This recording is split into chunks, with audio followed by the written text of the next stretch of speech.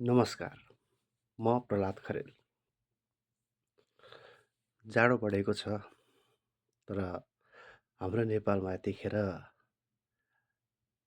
राजनैतिक तातोपन झन्झन बढ्दै बढ्दै गइरहेको छ। तात्तिएको छ यतिखेर नेपालको राजनीति। मान्छेहरू विभाजित छन् र अझ भनौँ धेरै मान्छेहरू त कन्फ्युज पनि छन्। कसलाई भोट दिने? किन भोट दिने? कुन पार्टीलाई दिने? कसलाई दिने? भन्ने कुरामा मान्छेहरू धेरै कन्फ्युज भएको यतिखेर मैले महसुस गरिरहेको छु। तर वास्तवमा त्यस्तो कन्फ्युज हुनुपर्ने अवस्था मैले देख्दिनँ।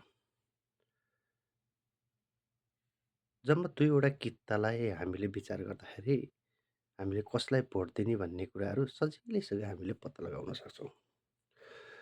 पहिलो कुरा तपाईँ गणतन्त्र चाहनुहुन्छ, सङ्घीयता चाहनुहुन्छ, अहिलेको जस्तो व्यवस्था छ त्यही व्यवस्थालाई अँगाल्न चाहनुहुन्छ, कुनै परिवर्तनको आवश्यकता छैन, यसैले देशले फुल पार्छ भन्ने सोच्नुहुन्छ भनेदेखि काङ्ग्रेसलाई हाल्नुहोस्, एमालेलाई हाल्नुहोस्, होइन? अहिलेका रासोपा घन्टीलाई हाल्नुहोस् अथवा चाहिँ उज्यालो पार्टी बत्तीलाई हाल्नुहोस् अथवा त्यस्तै धेरै छन् जसले गणतन्त्रलाई स्वीकारेका छन्, सङ्घीयतालाई स्वीकारेका छन्, अहिलेका व्यवस्थालाई स्वीकारेका छन् र यीमध्ये तपाईँले जसलाई भोट हाले पनि केही फरक छैन। हुनसक्छ अनुहार परिवर्तन हुन सक्छन्।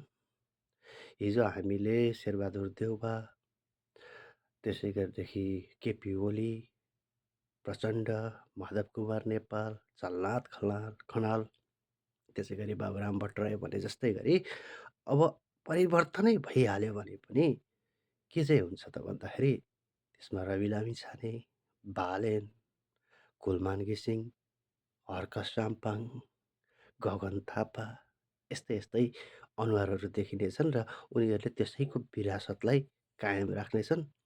परिवर्तन भनेको शून्य हुनेछ। तर यदि तपाईँ होइन अब देशमा राजा आउनुपर्छ, राजा चाहिन्छ भन्ने सोच्नुहुन्छ भने चाहिँ राप्रपा सिधै 2 वटा कित्तामा विभाजन भएको छ। म यो सङ्घीयता खारेज होस्, राजासहितको एउटा देश होस्, जहाँ कार्यकारी प्रधानमन्त्री होस् भन्ने यदि तपाईँहरूको सोच छ भनेदेखि तपाईँहरूले सिधै हलोमा राप्रपामा हाल्दै भइहाल्छ। त्यसैले कन्फ्युज हुनुपर्ने जरुरी नै छैन। अनि मेरो व्यक्तिगत कुरा गर्नुहुन्छ भने चाहिँ म यतिखेर नेपालमा खासै चुनाव भइदियोस् भन्ने सोचमा चाहिँ छैन।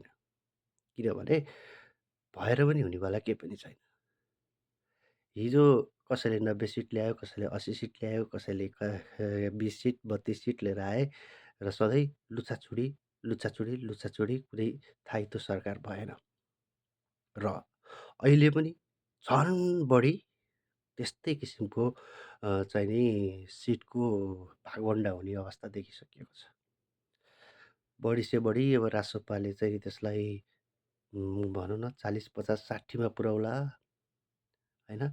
त्यसै गरी अन्य म प्रेडिक्ट त गरिरहेको छैन जस्तै काङ्ग्रेसका आउलान् 80 आउला, उसका 80 आउलान्, उसका 70 आउलान्, अर्काका 60 आउलान्, अर्कोको 40, 30, 35 यस्तो समथिङ आउला।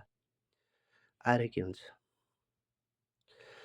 आएर उही नेपाली काङ्ग्रेस सबैभन्दा चाहिँ नि ठुलो दल भए पनि उसले कहिले पनि आफ्नो नेतृत्वमा उसले चाहिँ सरकार गठन गर्न कहिले पनि सकेन।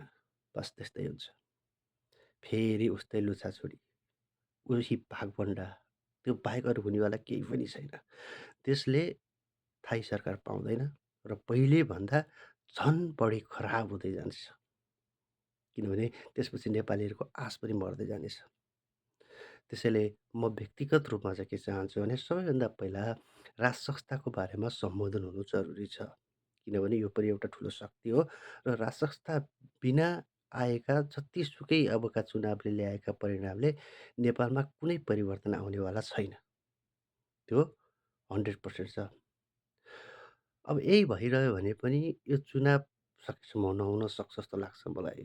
यदि भइहाल्यो भने फेरि उही आन्दोलन, उही चक्काजाम, उही लुटपाट, उही त्योभन्दा बढी हुन सक्ला, कम हुनेवाला छैन। त्यसैले स्थायित्व हामीले चाहने हो भने राजासहित पहिला अ, राजालाई राजगद्दीमा राख्नुपर्छ।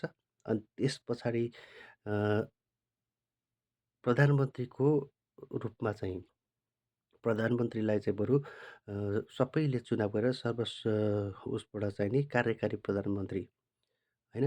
जसले चाहिँ चुनाव लडेर आओस्, म प्रधानमन्त्रीको लागि दावेदार हुँ भनेर चुनाव लडेर आओस् र उसले आफ्नो नेतृत्वमा सरकार बनाओस्। सांसदहरूले नीति नियम बनाऊन् अनि यी सङ्घीयताहरू खारेज गरौँ। 7 वटा प्रदेश छन्। 7 वटा प्रदेशमा प्रदेश प्रमुख अनि त्यसपछि त्यसका उपप्रमुख अनि त्यसका सांसद यिनलाई पाल्दा पाल्दा देश त गरिब भइसकेको छ अब। अनि राष्ट्रपति, उपराष्ट्रपति केन्द्रमा त्यस्तै भनेपछि यो ग्याज्याङ गुजुङ हाम्रो नेपालको आर्थिक अवस्थाले धान्न सक्दैन। त्यस कारणले अब यसलाई चाहिँ नि हामीले आफैले विचार गर्नुपर्छ। चुनाव आइहाल्यो भनेदेखि भोट नहाल्ने भन्न पनि अप्ठ्यारो फेरि नो भोट गर्दा पनि हुन्थ्यो तर नो भोट गरेर पनि एउटा न एउटा अगाडि आउँछ, एउटा न एउटा पछाडि हुन्छ। हुने त आखिर उही हो। तर पनि यदि तपाईँहरू सच्चा मनले यदि चाहिँ नि अब भोट गणतन्त्रलाई हाल्ने कि राजतन्त्रलाई हाल्ने भनेर यतिखेर चाहिँ तपाईँहरूले चाहिँ छुट्याउन सक्नैपर्छ। अरू बेलामा चाहिँ राजा चाहियो, राजा चाहिए राजा हो, देश बचाओ भन्ने अनि सिधै गएर घन्टीमा छाप हालिदिने, उज्यालो पार्टीलाई हालिदिने, एमालेलाई हालिदिने, काङ्ग्रेसलाई हालिदिने अनि राजा चाहियो, राजा त चाहिने रहेछ, राजा नभए त खत्तम रहेछ देश भनी भन्ने, चिया पसलमा बसेर गफ गर्ने, घरमा गएर गन्थन मन्थन गर्ने, त्यो गरेर हुनेवाला केही पनि छैन। त्यसैले अब यो मेरो एउटा सानो सुझाव मात्रै हो, बाँकी तपाईँहरूको हातमा।